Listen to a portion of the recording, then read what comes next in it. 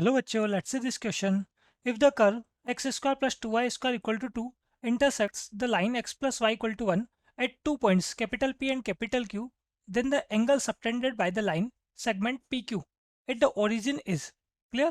देखिए यहाँ पे हमें जो कर्व गिवन है ये है x square plus 2y square equal to 2. हम क्या करते हैं, पूरी इक्वेशन में 2 से डिवाइड कर देते हैं. तो कंप्लीट इक्वेशन में अगर हम 2 से डिवाइड करेंगे तो ये इक्वेशन बनेगी हमारे पास x square upon 2 plus y square upon 1 equal to 1.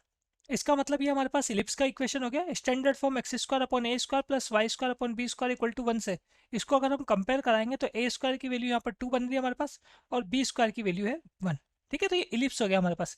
इसको इंटरसेक्ट कर दी x plus y equal to 1 line. ठीक है, अब ये जो इंटरसेक्ट कर रही है पी एंड क्यू पॉइंट पर. तो हमें फाइंड करना है यहाँ पर ये जो एंगल, ये पी क्यू जो लाइन सेगमेंट होगा, ये P Q line segment origin पे जो एंगल सबटेंड कर रहा है वो एंगल कितना है. ठीक है, वो हमको फाइंड करना है. क्लियर. तो देखिए डायग्राम से समझे इस चीज को. पहला तो हमारे पास जो कर्व ड्रॉ हो रहा है वो क्या है, इलिप्स है. तो इलिप्स ड्रॉ कर लेते हैं हम यहाँ पर. क्लियर, ये रफ डायग्राम बना लेते हैं. ये एक्स एक्सिस हो गया हमारे पास, ये यहाँ पे हमारे पास वाई एक्सिस हो गया. क्लियर, इस टाइप से हमारे पास ये इलिप्स आ जाएगा. इसमें अगर हम बात करें तो हमारे पास मेजर एक्सिस और माइनर एक्सिस है ना, इनकी लेंथ हम फाइंड कर सकते हैं इजीली. जो मेजर एक्सिस हमारे पास होगा वो कितना होगा, हमारे पास 2a हुआ करता है. तो 2a हुआ करता है तो यहाँ से a की वैल्यू आ रही है √2. ठीक है, तो √2 आ रही है तो इसका मतलब 2 √2, ये तो मेजर एक्सिस होगा. और माइनर एक्सिस क्या होगा, माइनर एक्सिस की लेंथ जो है हमारे पास वो होगी 2. क्लियर, इसको थोड़ा सा और करेक्ट कर लेते हैं यहाँ पर. ठीक है, फिर यहाँ से आगे ड्रॉ करेंगे. साथ में लाइन जो है x plus y equal to 1 उसको भी इसी में हम ड्रॉ करेंगे और देखते हैं कौन सा एंगल हमको यहाँ पर फाइंड करना है. क्लियर, तो ये हमारे पास हो गया ए डैश तो मेजर एक्सिस और बी डैश यहाँ पर माइनर एक्सिस. क्लियर, तो माइनर एक्सिस में अगर हम बात करें, ये जो हाफ हमारे पास है मतलब ओ से लेकर बी तक ये कितना चल रहा है, 1 चल रहा है. ठीक है, और ओ से लेकर ए तक की अगर हम बात करें तो ये हमारे पास चल रहा है यहाँ पर √2. अब लाइन जो हमको गिवन है वो है x plus y equal to 1. मतलब सिंपल हमारे पास एक्स एक्सिस पर 1 लेंथ का और वाई एक्सिस पर 1 लेंथ का इंटरसेप्ट कट करती हुई लाइन. तो ये पास होगी एक तो बी पॉइंट से. ठीक है, और यहाँ पे अगर हम बात करें ओ ए के बीच में कहीं ना कहीं हमारे पास पॉइंट होगा एक, यहाँ से पास होगी जो कि ओ से यूनिट लेंथ पर होगा. ठीक है, ये सिंपल पॉइंट अगर मैं यहाँ पर पी ले लूँ तो ये ओ पी की जो लेंथ है ये कितनी चल रही है, 1 चल रही है. ठीक है, तो इस टाइप से हमारे पास ये लाइन आ रही है यहाँ पर. ये लाइन है हमारे पास यहाँ पर x plus y equal to 1.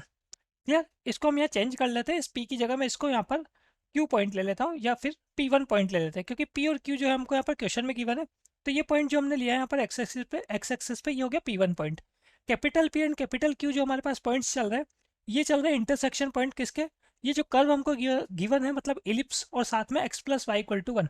तो इनके इंटरसेक्शन पॉइंट्स अगर आप देखेंगे तो एक तो आपके पास ये यहाँ पे पॉइंट आ रहा है जो कि बी है. तो इसको मैं सिंपल यहाँ क्या कर सकता हूँ, क्वेश्चन के अकॉर्डिंग बात करें तो इसको पी कर लेते हैं हम. ठीक है, और एक पॉइंट हो गया हमारे पास ये यहाँ पर क्यू.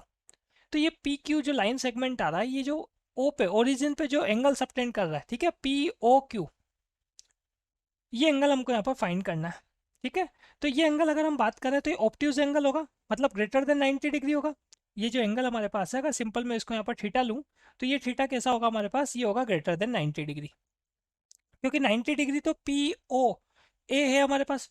तो यह पी ओ पी वन मान लो, पी ओ पी वन कितना चल रहा है 90 डिग्री, जबकि पी ओ क्यू ये तो क्लियरली 90 डिग्री से ज़्यादा है. तो इसका मतलब ये ऑब्ट्यूज एंगल होगा. क्लियर, अब देखिए इसके आगे हम बात करें अगर हमको ये एंगल फाइंड करना है तो हम क्या करने वाले हैं, एक तो हमारे पास ये इलिप्स चल रहा है इक्वेशन नंबर 1 और साथ में हमारे पास लाइन की इक्वेशन हो गई x plus y equal to 1.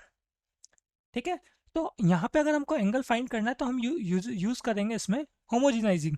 होमोजिनाइजिंग में हम क्या किया करते हैं, ये जितनी भी पावर हमारे पास है, जितनी भी टर्म्स चलती है, इन सभी टर्म्स को हम क्या करते हैं सेम पावर का, मतलब ये जो हमारे पास 2 पावर चल रही है सभी टर्म्स हम 2 पावर में बनाएंगे. क्लियर, तो देखिए यहाँ से अगर हम बात करें हमारे पास जो इलिप्स का इक्वेशन था ये था x square plus y square या x square plus 2y square. RHS में जो 2 चल रहा है उस 2 को मैं LHS में लेके आता हूँ तो ये अपन में 2 हो गया. तो RHS में क्या रह गया 1. उस 1 की वैल्यू को हमने ये जो सेकंड इक्वेशन है यहाँ से 1 को पुट कर दिया एक्स प्लस वाई. 1 का स्क्वायर क्या होता है हमारे पास, 1 का स्क्वायर 1 ही होगा. ठीक है, तो यहाँ पर एक्स प्लस वाई का हमने होल स्क्वायर कर दिया. ऐसा करने से ये हुआ है हमारे पास यहाँ पर होमोजिनाइजिंग. इससे सभी टर्म्स हमारे पास जो है वो 2 पावर की हो जाएगी. क्लियर, यहाँ से हम क्या किया करते हैं, यहाँ से हमारे पास ये जो दो कर्व है ना, एक तो इलिप्स हो गया एक लाइन हो गया. तो ये लाइन, ये जो इलिप्स है इसका जो सेंटर पॉइंट है ओरिजिन, उस पर जो एंगल सबटेंड करेगा वो इसी इक्वेशन से आएगा. क्लियर, तो पहले हम इसको सॉल्व करते हैं. ये बन रहा है x square plus 2y square, 2 को भी RHS में लेके चले जाते हैं हम. एक्स प्लस वाई का होल स्क्वायर ओपन होगा तो x square plus y square plus 2xy both side 2y² cancel हो जाएगा हमारे पास। यहाँ से हमारे पास ये आ रहा है equation x square 2x² minus x square करेंगे तो plus x square plus 4xy equal to 0। Clear. अब देखें इसके आगे अगर हम बात करें यहाँ पर सिंपल, अगर हम इसको कंपेयर कराएं ए एक्स स्क्वायर और ए एक्स में भी हम कैपिटल ए एक्स ले लेते हैं, capital A x square plus 2hxy plus b y square equal to 0। अगर इससे हम कंपेयर कराएंगे तो ए की वैल्यू आ रही है 1, बी की वैल्यू आ रही है हमारे पास 0 और एच की वैल्यू जो है वो 2h इक्वल टू 4 आ रहा है, तो एच की वैल्यू कितनी हो जाएगी हमारे पास 2 हो जाएगी। क्लियर। तो यहाँ से हम क्या कर सकते हैं, ये जो एंगल जिसकी हम बात कर रहे हैं यहाँ पर पी ओ क्यू है ना, इसको हमने सिंपल थीटा लिया है तो वो एंगल यहीं से आएगा हमारे पास। फॉर्मूला हुआ करता है हमारे पास tan theta equal to plus minus 2 square root h square minus a b upon a plus b. Clear. अब देखिए आपके पास अगर आपको यहाँ पर एक्यूट एंगल फाइंड करना मतलब less than 90 degree angle find करना तो आप प्लस लिया करते हैं, और ऑब्ट्यूज एंगल फाइंड करना है तो माइनस लेंगे। तो हमें तो ऑब्ट्यूज एंगल फाइंड करना है पर क्लियरली डायग्राम से पता लग रहा है तो हम क्या लेने वाले, माइनस लेने वाले। तो ये बनेगा हमारे पास tan theta equal to minus square root में h square minus a b करेंगे तो एच स्क्वायर मतलब सिंपल हमारे पास 4 हो गया, और माइनस ए बी तो बी तो 0 है तो 4 ही रह जाएगा हमारे पास ये स्क्वायर रूट में। ठीक है, साथ में हमारे पास 2 बाहर चल ही रहा है, और डिनोमिनेटर में बात करें ए प्लस बी हम करेंगे तो ये आ जाएगा हमारे पास 1। तो यहाँ से हम बात करें टेन थीटा की जो वैल्यू हमारे पास आ रही है -4। क्लियर। हमें थीटा फाइंड करना है तो देखिए हम कैसे फाइंड करते हैं, ये जो ऑप्शन हमारे पास आ रहे हैं इसके अकॉर्डिंग या इस टाइप की वैल्यूज अगर हमको फाइंड करनी है तो सबसे पहले हम क्या कर रहे हैं, यहाँ से कोट थीटा फाइंड कर रहे हैं। टेन थीटा अगर -4 है तो कोट थीटा हमारे पास 1/4 होगा, वो भी किस में, माइनस में। क्लियर। ये देखिए हमारे पास कोट थीटा हो गया -4। ठीक है, तो यहाँ से थीटा की वैल्यू आ रही है cot inverse -4। Clear. Coat inverse x की अगर हम बात कर रहे हैं स्टैंडर्ड रिजल्ट हमारे पास ये कोट इनवर्स माइनस एक्स ये इक्वल हुआ करता है हमारे पास pi minus cot inverse x के।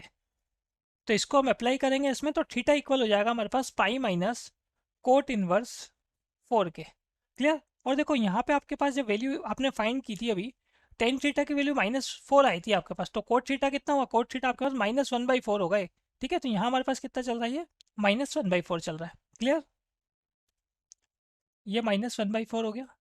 हाँ, यहाँ जब आपने फॉर्मूला अप्लाई किया है कोट इनवर्स माइनस एक्स के लिए पाई माइनस कोट इनवर्स एक्स होता है, तो ये पाई माइनस कोट इनवर्स 1/4 बनेगा हमारे पास।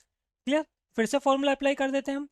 हमारे पास tan inverse x plus cot inverse x पाई/2 के इक्वल होता है, तो कोट इनवर्स एक्स किसके इक्वल आएगा, पाई/2 माइनस टेन इनवर्स एक्स के, मतलब टेन इनवर्स 1/4 के।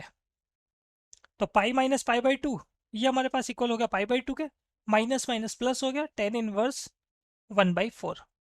क्लियर। ये आंसर बन रहा हमारे पास, तो ऑप्शन में देख लेते हैं हम पाई/2 plus tan inverse 1/4। Final answer जो ऑप्शन नंबर है। Best of luck.